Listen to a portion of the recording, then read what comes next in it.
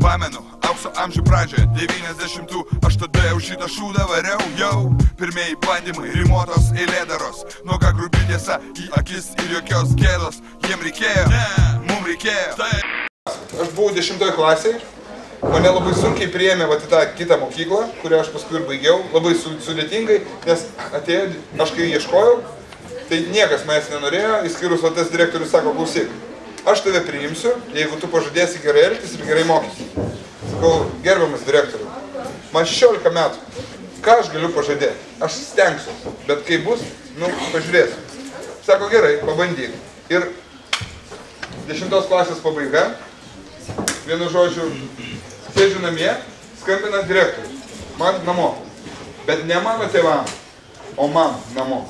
Ta prasme, kviečia mane, nes mama kokia. Sako, tave kažkoks vyras, paskambinu, sako, labas, čia direktorius. O, galvoju, gerai. Sako, ateik. Vienu žodžiu, aš atėjau, o ant stalo guli lapas. Ką aš apie tave žinau, tai po šito rašto aš tave tiesiog galiu išmesti iš mokyklos. Sako, supranti tai? Suprantu.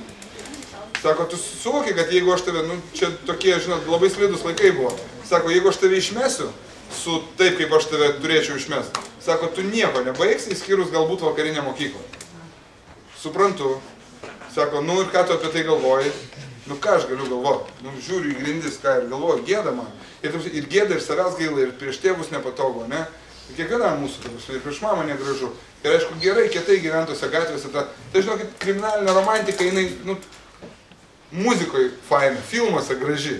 O jeigu pačiam reikia po tą brudą marksytis kiekvieną dieną, tai žinokit, nėra ten labai smagu. Tu sakai baksai, aš sakau svaras, tu sakai motherfucker, aš sakau čiūd. Senoji mokykla, be kosmetinio, be kapitalinio remonto vis dar juda į priekį. Ir toli gražu, ir galvoju, ir tą mokyklą norėtųsi baigti kaip normaliam žmogui. Jau žinai, 10 klasė pradeda atsiras suvokimas toksai. Ir dabar galvoju, dar būtų už ką, čia už kažkokį tai, nieko nebuvo netgi, žinai. Taip galvoju, jo, sakau, suprantu. Sako, okei, sako, padarom tai. Aš tave palieku, bet tu pagalvok. Gerai pagalvok. Ir aš iš tikrųjų pirmą kartą gyvenime namie atsisėdęs normaliai pasikalbėjau su savim. Pasidinau svarą prieš save ir pasikalbėjau. Sakau, visko buvo. 11 klasėje visko buvo, 12 klasėje visko buvo pas mane. Bet aš stengiausi, kad tai neliestų mokyklos, kad tai jau visai kitaip pradėjau. Anksčiau toks buvau begalvis. O tada pradėjau biškai sugalvis būti. Viskai labiau sugalvis. Pradėjau suvokit, kad gyvenime labai svarbu iš pradžių pagalvoti, o po to padaryti. Negu padaryti, o paskui pagalvoti. Nes kai padarai, o po to pagalvoji, tai tavo gyvenimo arba trukmė labai trumpėja, arba kokybė labai tokia darosi abejotinos vertės. Tai va, pradėjau tiesiog galvoti. Senoji mokykla išmoko gyventi kitaip, matyti kitaip, kalbėti kitaip, turėk senoji mokykla.